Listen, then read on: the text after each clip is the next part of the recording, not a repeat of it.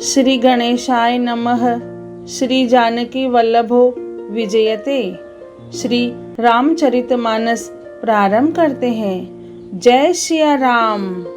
श्री रामचरितमानस के द्वितीय सोपान अयोध्या कांड में 23वां खंड प्रारंभ करते हैं। समस्त पूर्ववासी प्रेम में उमंग कर केवट से मिलकर उसके भाग्य की सराहना करते हैं। श्री रामचंद्र जी ने सब माताओं को दुखी देखा, मानो सुंदर लताओं की पंक्तियों को पाला मार गया हो।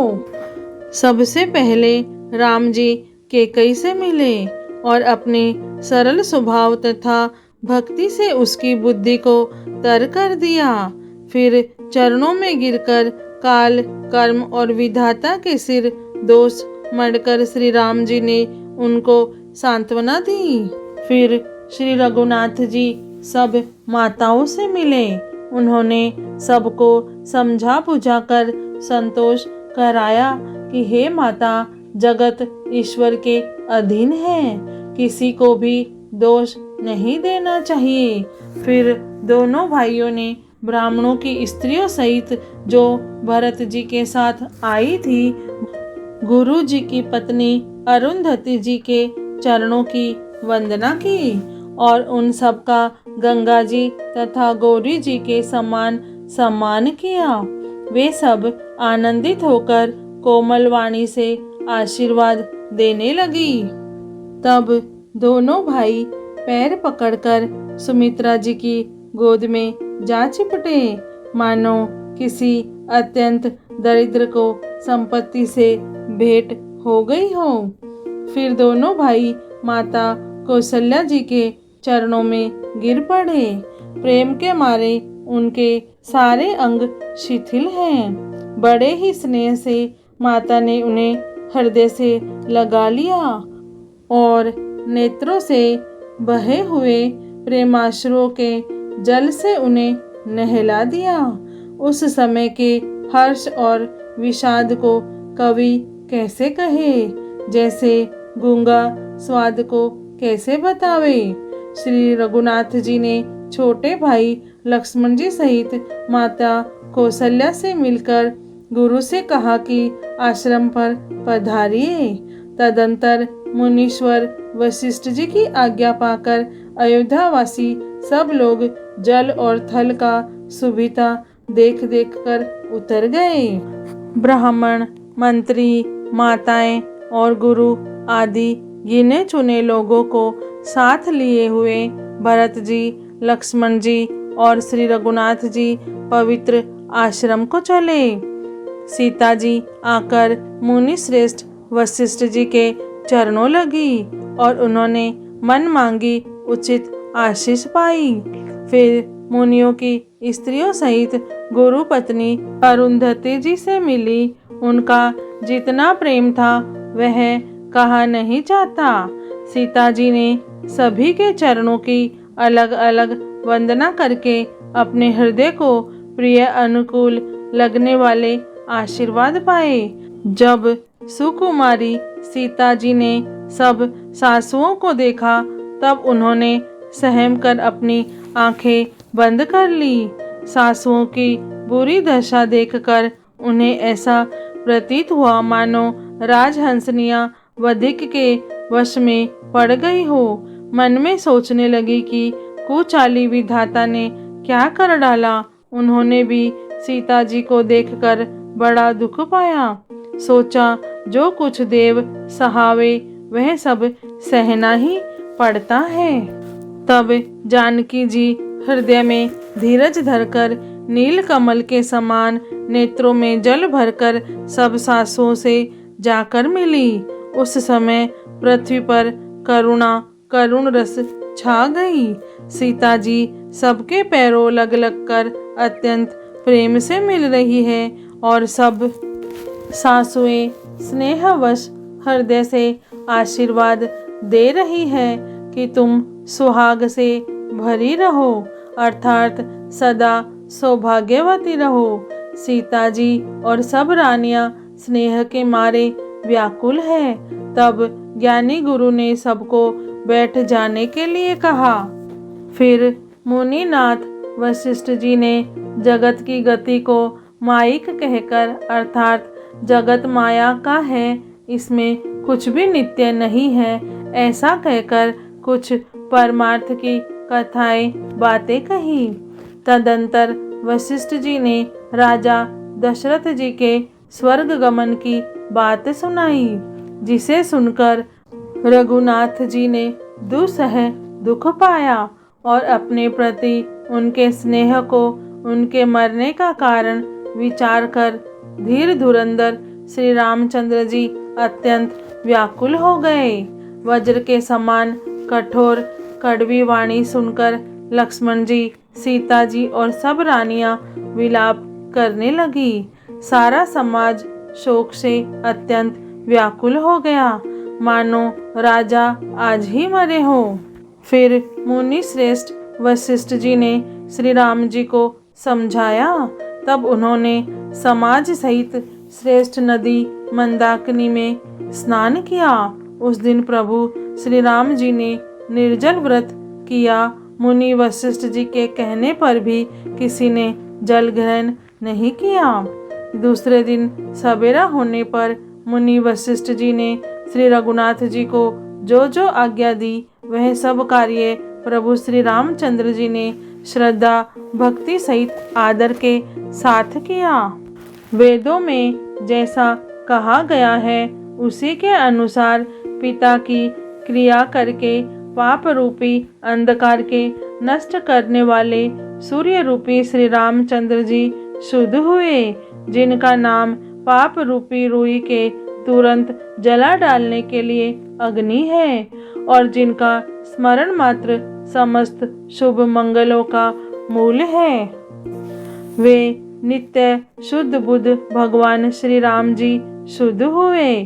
साधुओं की ऐसी संपत्ति है कि उनका शुद्ध होना वैसे ही है जैसा तीर्थों के आह्वान से गंगा जी शुद्ध होती है। गंगा जी तो स्वभाव से ही शुद्ध है। उनके जिन तीर्थों का आह्वान किया जाता है, उल्टे वे ही गंगा जी के संपर्क में आने से शुद्ध हो जाते हैं। इसी प्रकार सच्चिदानंद स्वरूप श्री राम तो नित्य शुद्ध है। उनके संसर्ग से कर्म ही शुद्ध हो गए हैं। जब शुद्ध हुए 2 दिन बीत गए, तब श्री रामचंद्र जी प्रीति के साथ गुरुजी से बोले, हे नाथ, सब लोग यहाँ अत्यंत दुखी हो रहे हैं। कंदमूल, फल और जल का ही आहार करते हैं। भाई शत्रुघ्न सहित भरत को, मंत्रियों को और सब माताओं को देखकर मुझे एक एक पल युग के समान बीत रहा है। अतः सबके साथ आप अयोध्यापुरी को पधारिए, लौट जाइए। आप यहाँ हैं तो राजा अमरावती स्वर्ग में है, अयोध्या सुनी है। मैंने बहुत कह डाला, पर यह सब बड़ी ढिठाई की है। हे गोसाई, जैसा उचित हो वैसा ही कीजिए। वशिष्ठ जी ने कहा, हे राम, तुम धर्म के सेतु और दया के धाम हो। तुम भला ऐसा क्यों न कहो। लोग दुखी हैं। 2 दिन तुम्हारा दर्शन कर शांति लाभ कर ले।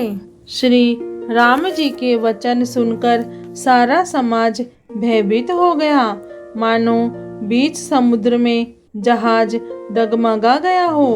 परंतु जब उन्होंने गुरु वशिष्ठ जी की श्रेष्ठ कल्याण मूलक वाणी सुनी, तो उस जहाज के लिए मानो हवा अनुकूल हो गई।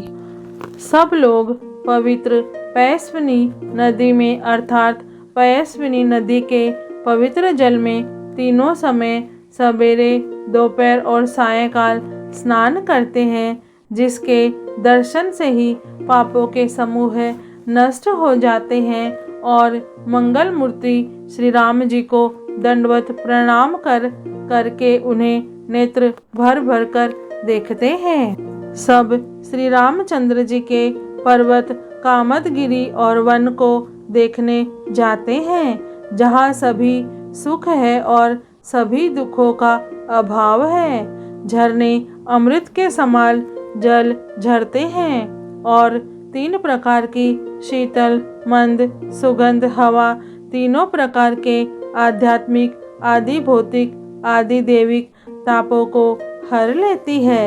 असंख्य जाति के वृक्ष, लताएं और तृण हैं तथा बहुत तरह के फल, फूल और पत्ते हैं। सुंदर शिलाएं हैं। वृक्षों की छाया सुख देने वाली है। वन की शोभा किससे वर्णन की जा सकती है। तालाबों में कमल खिल रहे हैं। जल के पक्षी कूज रहे हैं। भौरे गुंजार कर रहे हैं और बहुत रंगों के पक्षी और पशु वन में वैर रहित होकर विहार कर रहे हैं। कोल, किरात और भील आदि वन के रहने वाले लोग पवित्र, सुंदर एवं अमृत के समान स्वादिष्ट मधु, शहद को सुंदर दोने बनाकर और उनमें भर भर कर तथा कंद मूल, फल और अंकुर आदि की जुड़ियों, अंटियों को सबको विनय और प्रणाम करके उन चीजों के अलग अलग स्वाद, भेद, प्रकार, गुण और नाम बता बता कर देते हैं। लोग उनका बहुत दाम देते हैं पर वे नहीं लेते और लौटा देने में श्री राम जी की दुहाई देते हैं। प्रेम में मगन हुए वे कोमल वाणी से कहते हैं कि साधु लोग प्रेम को पहचान कर उसका सम्मान करते हैं, अर्थात आप साधु हैं, आप हमारे लिए प्रेम को देखिए। दाम देकर या वस्तुएं लौटाकर हमारे प्रेम का तिरस्कार न कीजिए। आप तो पुण्य आत्मा हैं, हम नीच निषाद हैं। श्री राम जी की कृपा से ही हमने आप लोगों के दर्शन पाए हैं। हम लोगों को आपके दर्शन बड़े ही दुर्लभ है। जैसे मरुभूमि के लिए गंगा जी की धारा दुर्लभ है। देखिए कृपालु श्री रामचंद्र जी ने निषाद पर कैसी कृपा की है। जैसा राजा है वैसा ही उनके परिवार और प्रजा को भी होना ही चाहिए। हृदय में ऐसा जानकर संकोच छोड़कर और हमारा प्रेम देखकर कृपा कीजिए और हमको कृतार्थ करने के लिए ही फल, तृण और अंकुर लीजिए। आप प्रिय पाहुने वन में पधारे हैं। आपकी सेवा करने के योग्य हमारे भाग्य नहीं है। हे स्वामी, हम आपको क्या देंगे। भीलों की मित्रता तो बस ईंधन, लकड़ी और पत्तों ही तक है। हमारी तो यही बड़ी भारी सेवा है कि हम आपके कपड़े और बर्तन नहीं चुरा लेते। हम लोग जड़ जीव हैं, जीवों की हिंसा करने वाले हैं, कुटिल, कुचाली, कुबुद्धि और कुजाति हैं। हमारे दिन रात पाप करते ही बीतते हैं, तो भी न तो हमारी कमर में कपड़ा है और न पेट ही भरते हैं। हमने स्वप्न में भी कभी धर्म बुद्धि कैसी। यह सब तो श्री रघुनाथ जी के दर्शन का प्रभाव है। जब से प्रभु के चरण कमल देखे हैं तब से हमारे दुसह दुख और दोष मिट गए। वनवासियों के वचन सुनकर अयोध्या के लोग प्रेम में भर गए और उनके भाग्य की सराहना करने लगे। सब उनके भाग्य की सराहना करने लगे और प्रेम के वचन सुनाने लगे। उन लोगों के बोलने और मिलने का ढंग तथा श्री सीता राम जी के चरणों में उनका प्रेम देखकर सब सुख पा रहे हैं। उन कोल भीलों की वाणी सुनकर सभी नर नारी अपने प्रेम का निरादर करते हैं, उससे धिक्कार देते हैं। तुलसीदास जी कहते हैं कि यह रघुवंश मणि श्री रामचंद्र जी की कृपा है कि लोहा नौका को अपने ऊपर लेकर तैर गया। सब लोग दिनों दिन परम आनंदित होते हुए वन में चारों ओर विचरते हैं। जैसे पहली वर्षा के जल से मेंढक और मोर मोटे हो जाते हैं, प्रसन्न होकर नाचते कूदते हैं। अयोध्यापुरी के पुरुष और स्त्री सभी प्रेम में अत्यंत मग्न हो रहे हैं। उनके दिन पल के समान बीत जाते हैं। जितनी सासुएं थी उतने ही वेश रूप बनाकर सीता जी सब सासुओं की आदर पूर्वक एक सी ही सेवा करती है। श्री रामचंद्र जी के सिवा इस भेद को और किसी ने नहीं जाना। सब मायाएं पराशक्ति महामाया श्री सीता जी की माया में ही है। सीता जी ने सासुओं को सेवा से वश में कर लिया। उन्होंने सुख पाकर सीख और आशीर्वाद दिए। सीता जी समेत दोनों भाइयों श्री राम लक्ष्मण को सरल स्वभाव देखकर कुटिल रानी कैकेयी भरपेट पछताई। वह पृथ्वी तथा यमराज से याचना करती है, किंतु धरती बीच फटकर समा जाने के लिए रास्ता नहीं देती और विधाता मौत नहीं देता। लोक और वेद में प्रसिद्ध है और कवि ज्ञानी भी कहते हैं कि जो श्री राम जी से विमुख है उन्हें नरक में भी ठोर नहीं मिलती। सबके मन में यह संदेह हो रहा था कि हे विधाता, श्री रामचंद्र जी का अयोध्या जाना होगा या नहीं। भरत जी को न तो रात को नींद आती है न दिन में भूख ही लगती है। वे पवित्र सोच में ऐसे विकल है जैसे नीचे तल के कीचड़ में डूबी हुई मछली को जल की कमी से व्याकुलता होती है। भरत जी सोचते हैं कि माता के मिस से काल ने कुचाल की है। जैसे धान के पकते समय एति का भय आ उपस्थित हो, अब श्री रामचंद्र जी का राज्याभिषेक किस प्रकार हो, मुझे तो एक भी उपाय नहीं सूझ पड़ता। गुरु जी की आज्ञा मानकर तो श्री राम जी अवश्य ही अयोध्या को लौट चलेंगे, परंतु मुनि वशिष्ठ जी तो श्री रामचंद्र जी की रुचि जानकर ही कुछ कहेंगे, अर्थात वे श्री राम जी की रुचि देखे बिना जाने को नहीं कहेंगे। माता कौशल्या जी के कहने से भी श्री रघुनाथ जी लौट सकते हैं, पर भला श्री राम जी को जन्म देने वाली माता क्या कभी हट करेगी। मुझ सेवक की तो बात ही कितनी है, उसमें भी समय खराब है। मेरे दिन अच्छे नहीं हैं और विधाता प्रतिकूल है। यदि मैं हट करता हूँ तो यह घोर कुकर्म अधर्म होगा, क्योंकि सेवक का धर्म शिवजी के पर्वत कैलाश से भी भारी निभाने में कठिन है।